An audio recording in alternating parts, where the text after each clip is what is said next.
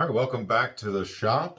We've got a couple new Millennium Falcon bass guitars that we want to show off. These are our most recent builds. We're listing them on Reverb, so we wanted to give a little demo video to show their features, what they look like, talk about how the electronics work, because that's a little confusing with the way we've integrated in the sound effects.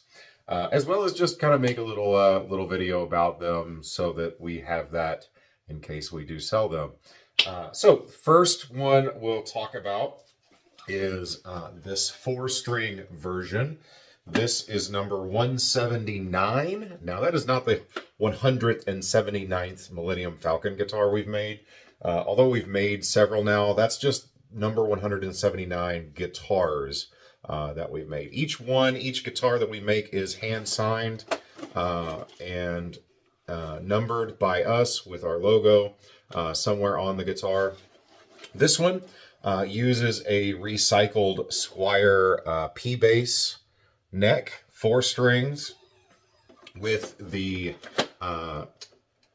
I think this is the Power of the Force reissue of the vintage Falcon mold. Has the different paint deco than the vintage one, and it has the simplified electronics. Now this is not the most recent one with the plastic light up engines. This one did not come originally with light up engines. However, just like all of our Falcon guitars that we make, it does light up, and this one, as well as the other one we have now, the electronics still work. So I'll show that off as well. Of course, it has the standard P bass setup with the dual 4-pole humbuckers here, and then the longer, wider humbucker. Those are set up as a kind of blended pot with a tone. So these are volumes for each one. You can blend them together, and then that is the tone for those pickups. This 4th knob actually controls the volume for the sound effects when played through the amp. And yes, the sound effects in the guitar, in the toy, still play, and they play through the amp when it's plugged in. So let me show you my favorite feature of this is that when it is plugged in to an amp, the circuit is completed to the lights. So this one has engine lights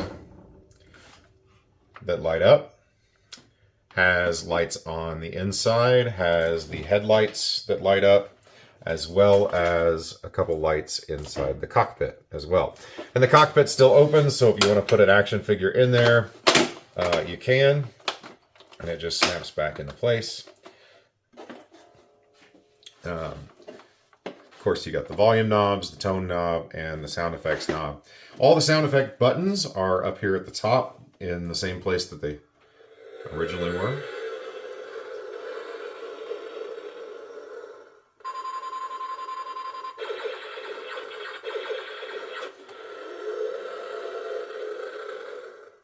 So those are all played through the speaker on the toy, or that was. So it's kind of quiet when it's played through the onboard speaker. So here's turning on the amp.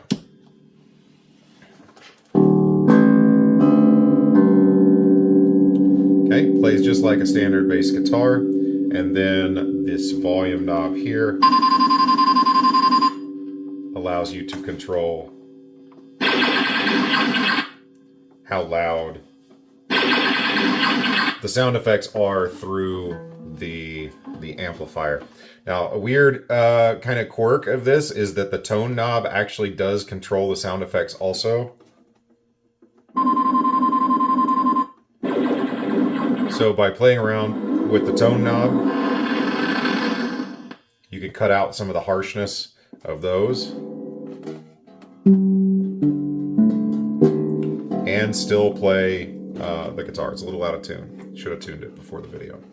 Now, in case you don't want to accidentally hit the sound effects, or that's bugging you while you play, there's a little switch right here that when you turn it off, the sound effects no longer play through the amp. That cuts off that feature.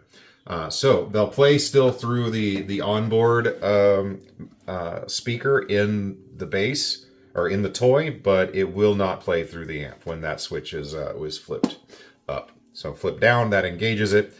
You can turn the volume down to control that through the amp. Another weird quirk, and I don't know why it does this, but it's just one of those weird things about the guitar electronics and trying to make this all work together, is that if you turn the volume up here all the way for the sound effects, it turns off the guitar circuit. Makes the sound effects super loud, but it turns off the guitar. So you want to not turn the sound effects knob all the way up. Otherwise, you turn off the bass guitar and only get sound effects. But you can control that up to a point until it's all the way up. All right, so that's the 4-string Squire neck. It does, of course, have the buckle down Star Wars Chewbacca strap, bandolier strap goes with it. One thing we did was, this was very front heavy, so we added some weight in the guitar body itself, in the toy, so it sits really, really nicely. Feels really nice, balanced really nice. The radar dish kind of is a little bit awkward in the way, but you can get around it to play pretty nicely. All the circuitry for the lights and the sound effects is ran off of 4 AA batteries. That's inside the body of the guitar here. So you have to unscrew all these tiny little screws that are holding on this surface plate, which would, in the toy, access the little play area. So you got to take this piece off carefully because the wiring is all connected. So take it off, kind of tilt it to the side, and then the battery packs are all inside there, which they should last for a very long time, depending on how long you play it and have it plugged in and the lights turned on and everything. So, but everything runs off those 4 AA batteries. The battery pack that was in the toy up here is no longer functional. It was pretty corroded, so that is no longer a functioning battery pack. So you got to take this off to get to those 4 AA batteries. One more thing. If you want to just show off the lights when you're not playing, there is a little toggle switch here that turns on the effect lights so that you can show that off without actually having to plug it in to an amp. So, okay, so that is the 4-string Squire P-Bass Millennium Falcon number 179.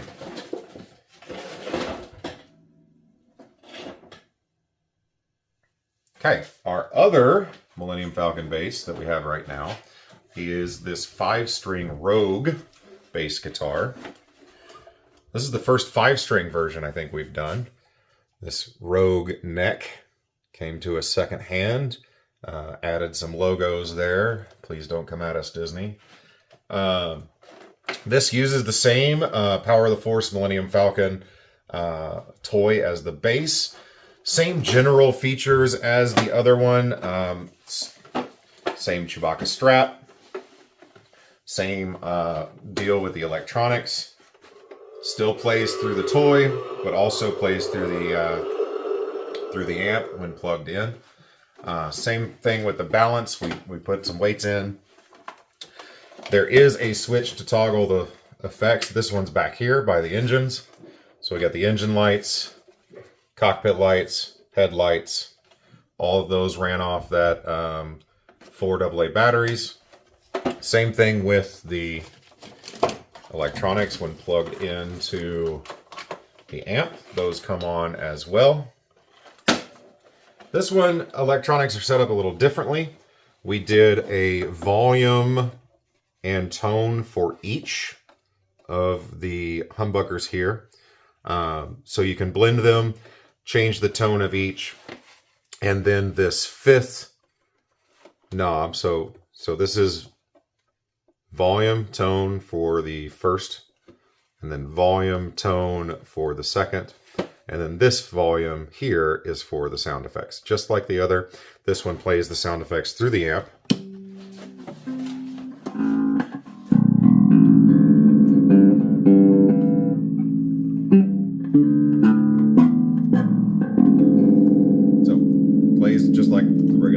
guitar, but then